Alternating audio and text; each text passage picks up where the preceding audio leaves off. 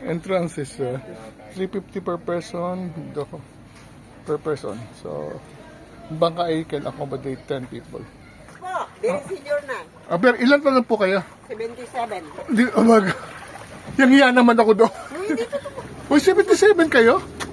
Ang pinaka-delikadong hayop daw dito sa loob ng parke, sabi ng mga researchers, yung king cobra. Baka way paramihin, tayo ay magtanim sa itlogang isda, una ng pagkain. Hello mga ka-senior, nandito tayo sa Sabang, dito sa Puerto Princesa. And today we'll be exploring the Sabang Mangrove. Pakita ko sa inyo kung mga pictures ng mangrove na ito, gaano ko siya kahalaga, gaano at makikipag-engage tayo sa community na tumutulong para protektahan ito at sila din ang ating magiging guide para ikutin ang napakagandang mangrove nito. So tara na, ikutin na natin ang mangrove dito sa Puerto Princesa sa Sabang. Let's go!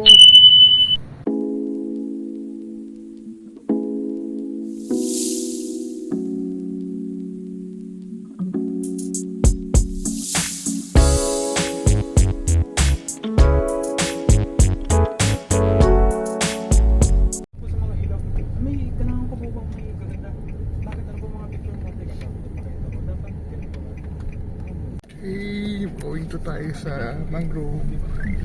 Yung dagat.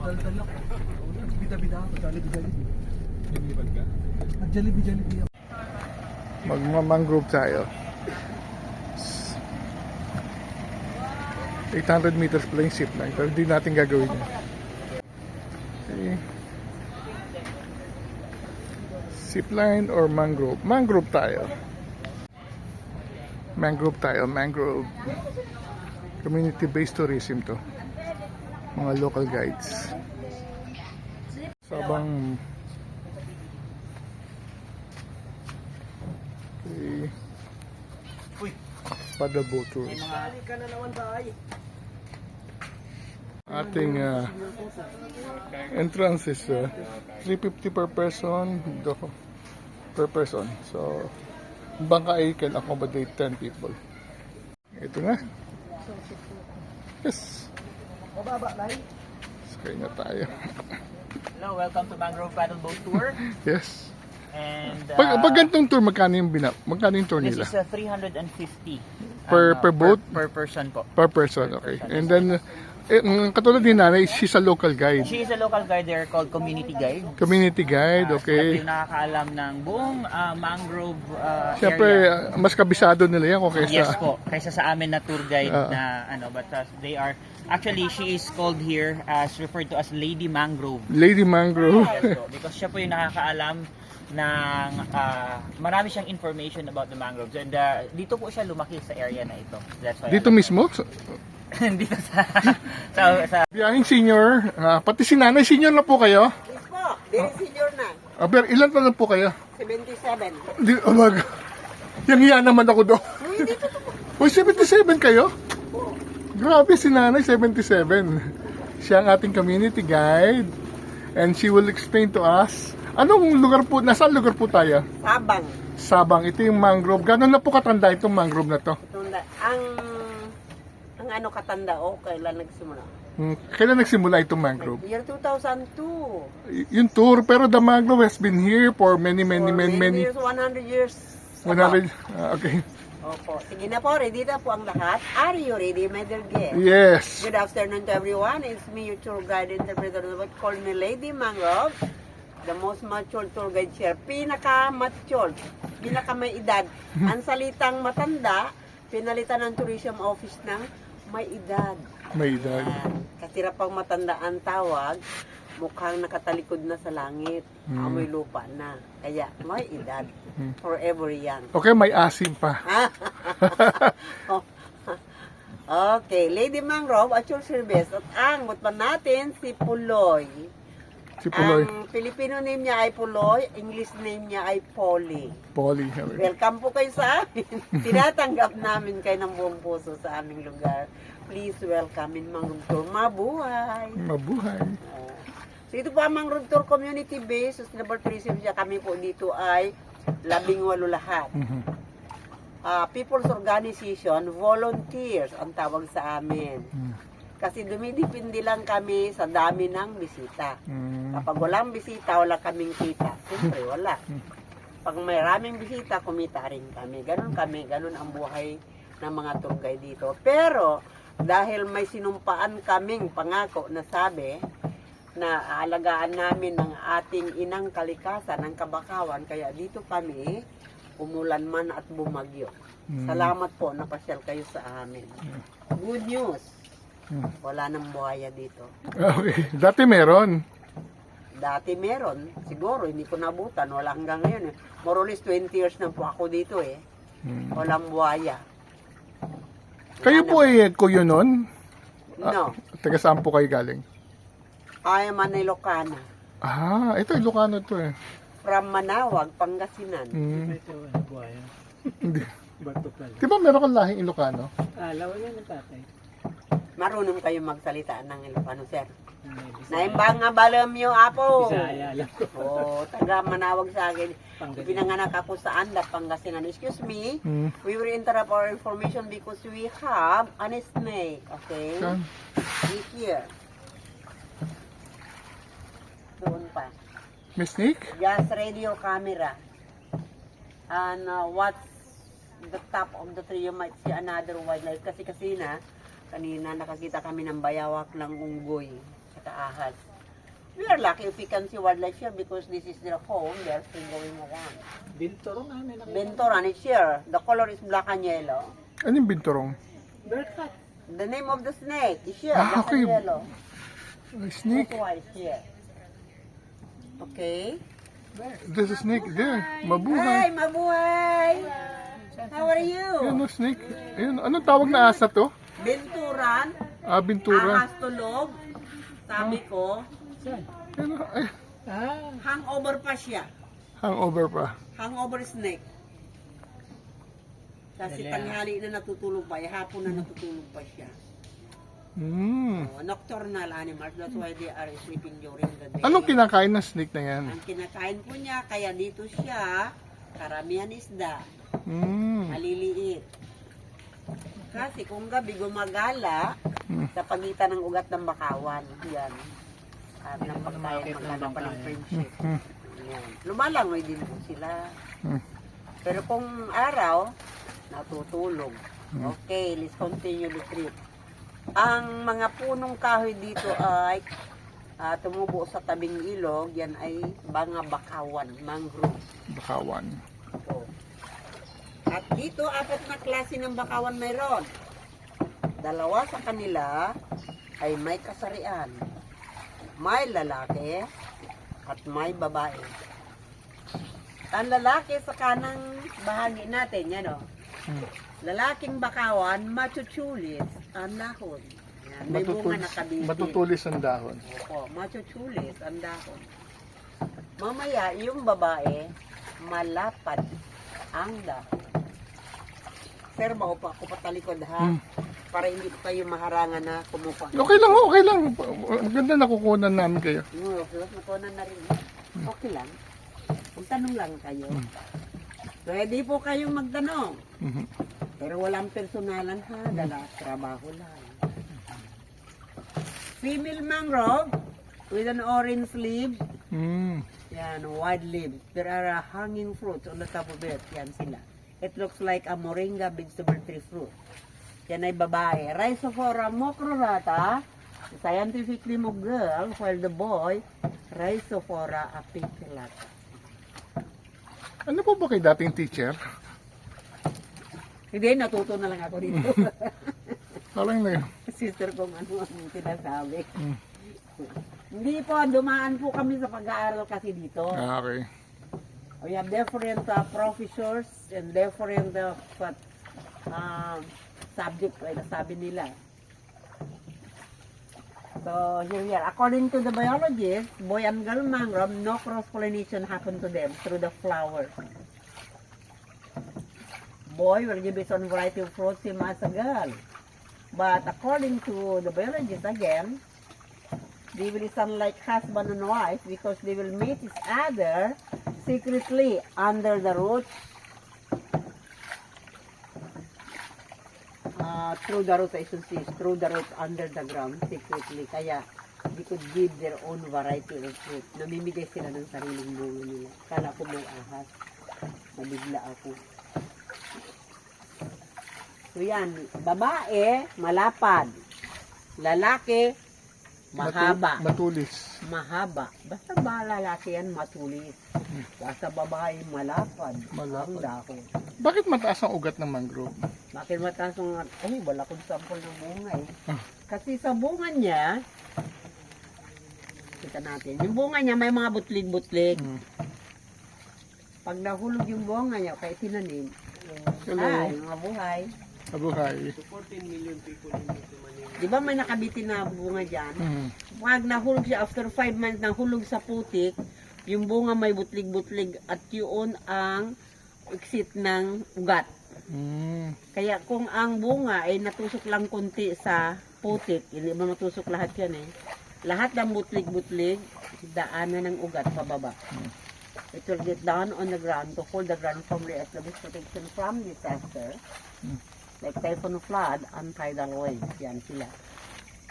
At sila ito talagang pagkakahoy na nila kapag may edad na sila, kusang tubuan ng ugat sa Ugat. sanga. And then bababa siya sa Yan, tubig. bababa sa lupa. Ito ang called the ground. Yan. Honeybee. Nakita ng honeybee dyan eh. Brown. Ay, hindi namin nakita. Saan? Ayan. Nakita niyo, sir? Hindi eh. Our way back. Sige, okay lang, okay lang. Sige. We are now approaching again the other snake. Baby python is named. Saan? Doon banda. Pero ano yan, nakabalunbon din, nakakulok siya sa taas ng kahoy. Kapag maliliit pa sila, dito sila sa Bingilog. Kasi ang pagkain nila, karamihan, isda. Saka maliliit yung sikto, maliliit din na animal. Pero kung lumaki na sila, kagaya ng binti, braso, babalik sila yan sa gubat. Pagkain nila, wildlife, kagaya ng unggoy, baboy damo, kasi maraming baboy damo dito eh. Kanan. Sa kanan po. Saan na yun? Ito. Yung siro. Saan? Ay, ay. Oo. Yan. Ang dami makita. Ano yung ugat. The roots. Follow your eyes, the roots. Isa, balance po ang bangka. Para mabigat sa kabila. Sige. Hindi namin nakita. Kung hindi nila kita, Puloy. Okay lang. Balik. Hello. Hi! Mabuhay! We cannot see the snake. Mamaya pagbalik. Okay. Ito. Python. 12 o'clock. Ayan, python ito. Para siyang tae Ayan. na maaso. Ito to, sa taas. Python. So, Ipon, nasira yung bulldog namin para yun sa mga celebrities, para sa vloggers, para sa showcasing. Hi! Hello. Like me. Mabuhay. Yeah, my father Relaxing. subscribes here. My father. Original. Then look at your left and right side. Those are unique and very old mangroves. Ayan. Excuse me, I have my soul food. Na po sila. Ito yung mga old mangrove. Mga old growth mangrove. Actually, pati mataas na yun sa mangrove. Opo, century tree ang tawag sa kanila. Akala ko ano lang siya, yung mga puno po. Uniform po yan ng mga researchers. Mm. 21 meters above ang height ng iba. Ang edad naman 100 years above. Century tree. Kung sa tao, centenarian na sila. At ito po ang binabantayan namin. Araw-araw sa ginagawa. Wala namang poacher o namumuto ng puno. Wala na po. Pero before Katulad year nito. 2000, mayroon na mumutol. Ano, binutol na ba to? Ito Because, po, kusang pinutol kasi nakamlak po sa ating daanan. At kusang natumbay ang iba dyan, gawa ng bagyong Udir. yung mga nato yung trunk, yan yung tamilok. Yan po nakatirang kami. Ah, okay. Ito, so yan. Kapag may butas-butas na yan, mayroon nakabahay na itlog ng tamilok. At ang tamilok, yan ang local bayaga ngayon sa Palawan. Aphrodisiac, anti-aging food. Kumakain ako ng tamilok, moderately. Minsan-minsan lang. Kasi ano siya, high protein siya. Malat. Maalat siya. Hindi lang, 20 lang. Mukha siyang uhon, pero mimo siya ng talaba. May share siya sa tuka, sa ngipin niya, parang tuka ng pikoy. Sa kabuntot niya, parang bunting. Tinatanggal naman yun pag may binuntin. Parang mayroon nagtinda dyan puloy. Ng tamilo kanina. O mayroon pala. Nakabak siya ng pula. So, 47.55 hectares ang kalaparan nitong mangrove tour. Ito ang area namin binabantayan. Ang boundary niya, yan sa paanan ng bundok na yan. Galing na po kayo underground, sir? Yes, yan yung St. Paul's Yan. Mountain. Sleeping Giant Mountain ang tawag namin dyan. Giant. Kasi para siyang natutulog na malaking tao. Pero babae. Tango sa hilong, may lip, saka may boob. Konektado tong river nito sa underground river? Hindi po. Hindi.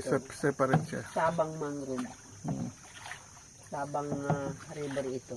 Ano to? Brackish ang water? O brackish water, it is a mixture of salty and fresh. 2% sa maalat, 1% sa sabang. Naghalo sila.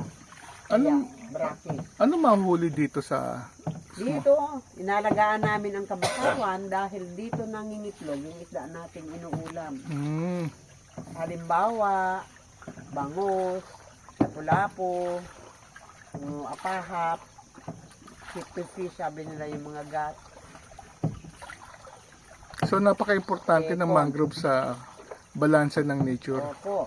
At lahat na nabubuhay din sa ilog, ang pagkain nila galing sa kahoy ng bakawan. Nabulok na dahon, balat, sanga, lahat na lang kahoy. Kaya kung nawala ang bakawan, maaaring mawala ang isda, mawala rin ang tubig, mawala rin yung mga wildlife na nakatira dito kasi tirahan ng mga wildlife ang kabakawan. Pagdating ng kalamidad, pag nawala yung mga puno na yan, pwede rin mawawala ang mga tao. Siya rin yung humaharang sa alon pag nagtiba. Opo. Kung wala itong bakawan na ito, pumasok ang alon sa aming barangay noong 2021. Kasi malakas ang Typhoon Odette. Maraming namatayan, wala nang dahon, no?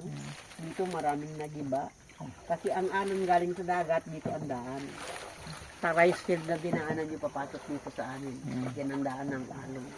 Pero meron itong bakawan, kaya hindi nakatuloy doon sa amin.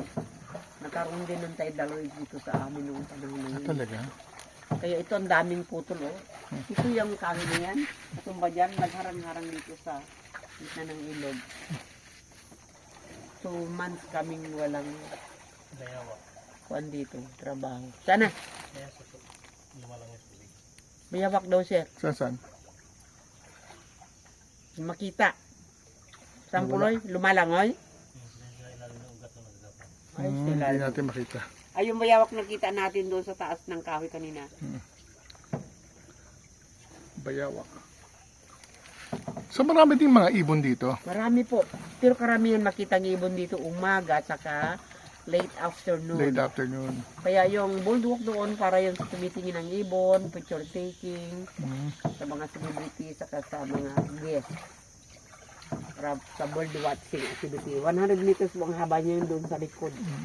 Alas 6 ng umaga hanggang alas 8 ang schedule namin dito sa bird watcher. Yan nasira. Hindi pa namin napaayos. Nag-ipon muna kami ng pundo. Marami rin mga insects. Insekto, Mga butterflies, wala. hindi gasino. Walang mga paniki. Meron kong gabi, kaya yung fireflies wala sila dumarami dito. Yung marami dito, sikada, Sikada, yung kuliglig. yung kuliglig. Ang tinatawag ko yan na time signal insect. Alitap-tap meron. Kunti lang. Konti na lang. Harapan.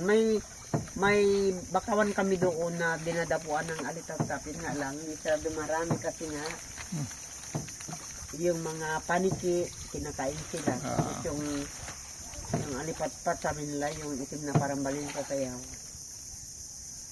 Dito maraming wildlife dito kung hindi maulan. Kabisan may mga sea otter dito eh. Mm. Gaano kahaba itong mangrove forest na to? Ang mangrove River river, 1.2. Hindi kilometers. tayo nakarating doon sa dulo kasi may nagiba na kasi. Oo. Pero mga, ano na lang, 3/4 na yun na biyahe natin. Ang mga tiga-underground river kasi, yung mga ringos ng parke, ang mamuti yan dito sa loob. May request na rin sila, yung alam dito pa sila kasi. So they are flowers. They fruit. They bear Kuhaan. fruit. Bisita nito, kung dahil bisita ngayon, kapag na araw na walang Oo nga eh.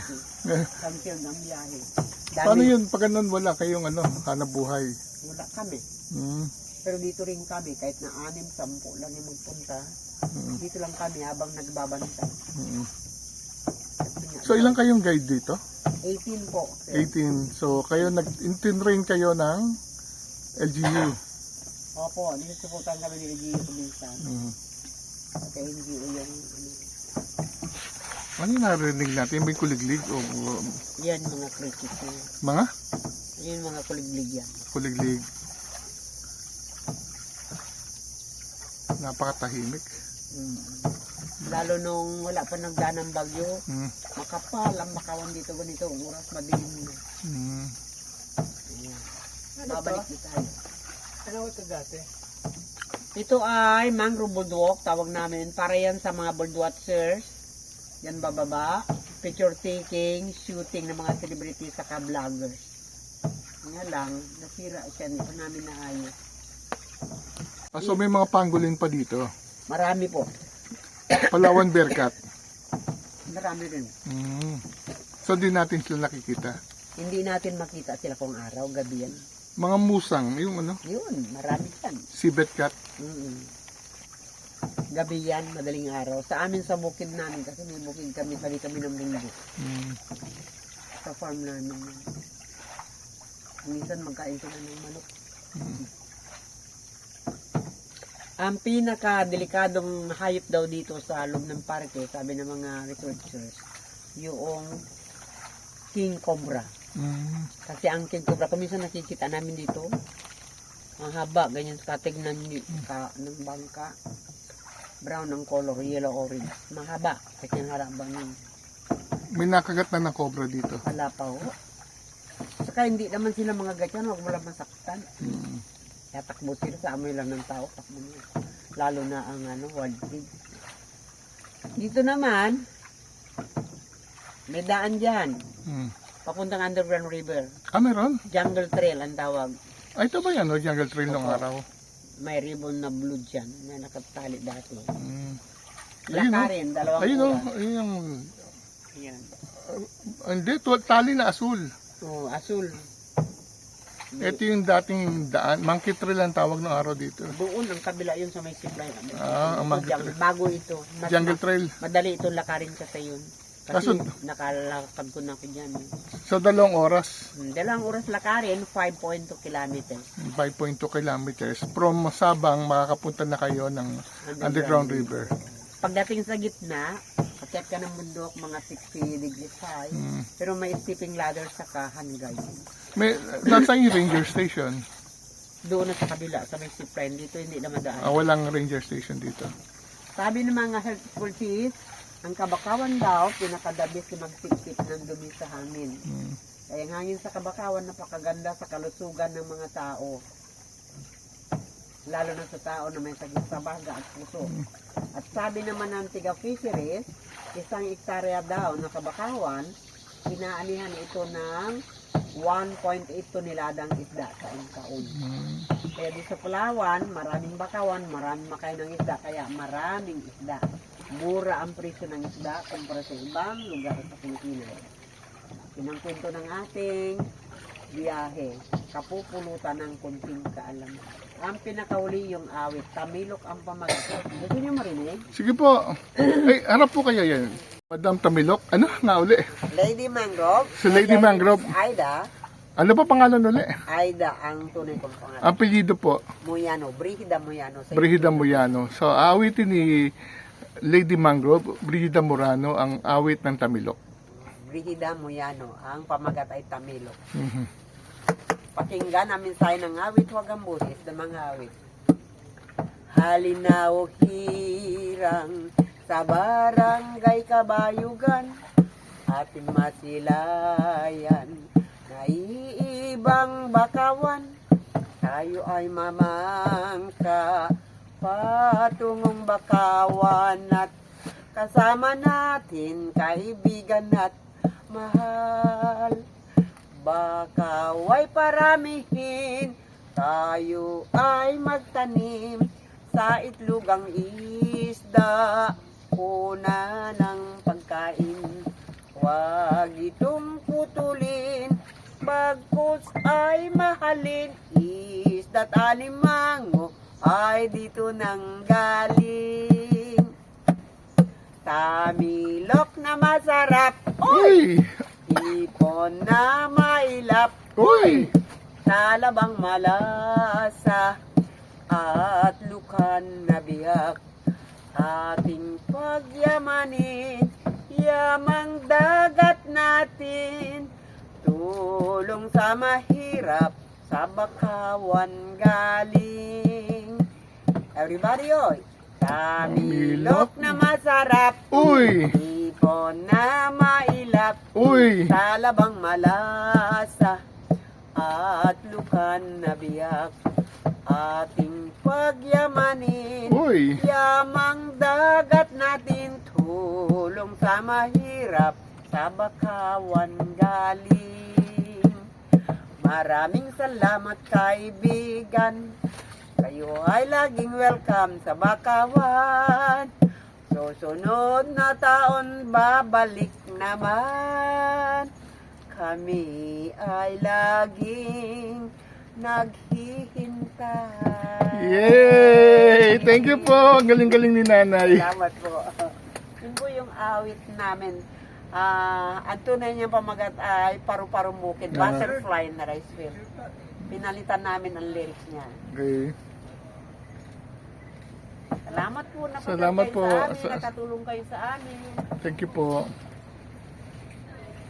So, katatapos lang natin bumaba dito sa ating mangrove tour. Kasama natin si Lady Mangrove, si Nanay na napaka bait at natinuruan tayo kung paano natin ma-appreciate ang ganda ng mangrove dito sa Sabang. Napaka-importante ng mangrove dahil ito ay nagpo-protect sa ating kalikasan. Siya ay nagpo-provide ng ating mga pagkain at iba pang mga tulong para ma-ensure natin ang balanse ng buhay. Napakaganda ng mangrove dito, very well preserved sila. Nakakita tayo ng mga puno ng mga almost 100 years pa, at nakakita tayo ng mga wildlife, mga ahas, mga bayawak at iba pang uri. So kung kayo ay nandito sa may Sabang, sa Puerto Princesa, make sure na bisitahin nyo ang mangrove forest dito sa Sabang. Salamat at pagsama sa atin, Travel Warrior Ken. Until the next vlog, see you soon. Na taon babalik naman, kami ay laging naghihintay. Yay! Thank you po. Ang galing-galing ni Nanay. Salamat po.